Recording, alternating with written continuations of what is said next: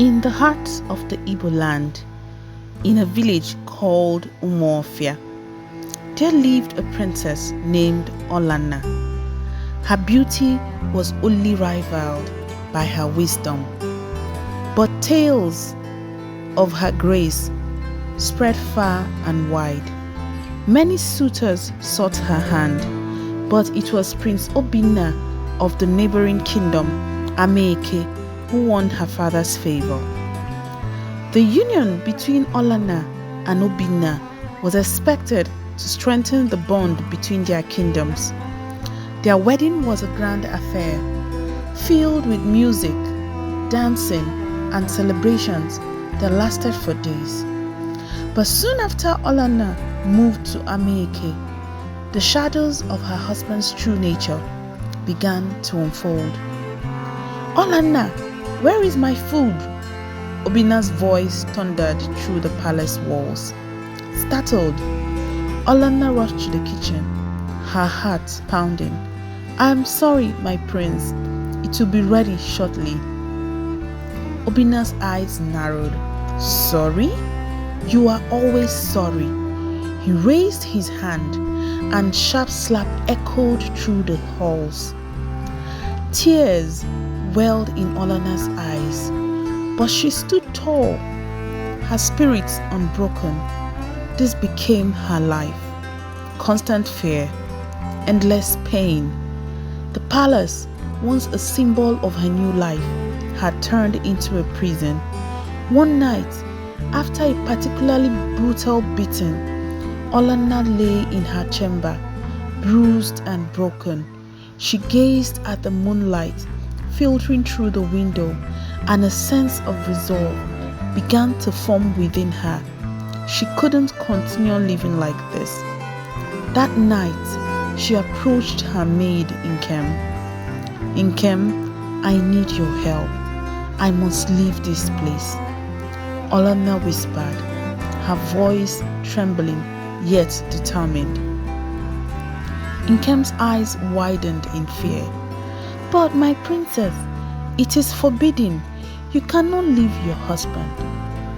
OLANNA grasped Nkem's hands, her eyes pleading.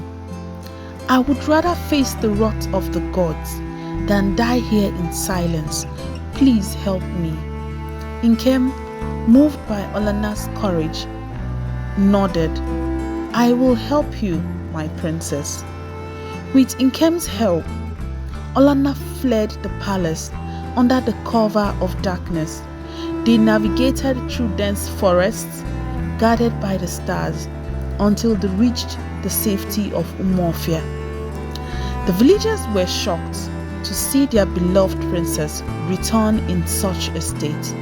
Her father, the king, was filled with both sorrow and anger. "What has happened to you, my daughter?" he demanded, his voice shaking with emotion. OLANNA fell to her knees before the council of elders, her voice steady but filled with emotion. "My husband, Prince Obinna, is a monster. He beats me, torments me. I could not stay there any longer.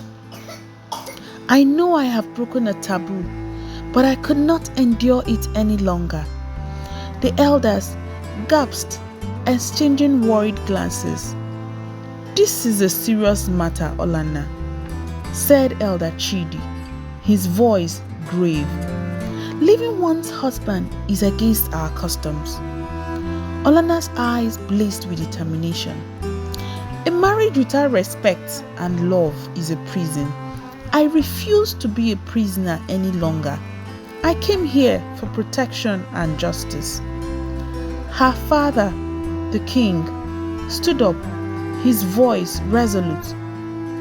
"OLANNA is my daughter, and I will not see her suffer.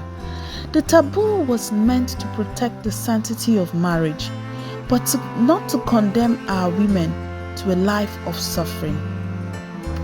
The elders deliberated for days, but OLANNA's bravery and honesty could not be ignored.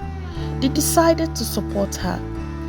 OLANNA's courage sparked a change in the land, encouraging others to speak out against domestic violence. OLANNA's story spread far and wide, her actions shifting cultural perspectives on marriage and abuse. She became a symbol of strength and resilience, proving that even in the face of deep-seated traditions, one could forge a new path. From then on, OLANNA lived peacefully in Umuofia, dedicating her life to helping other women in similar situations. She remained a beloved figure in her village, her legacy of courage and compassion enduring through the ages.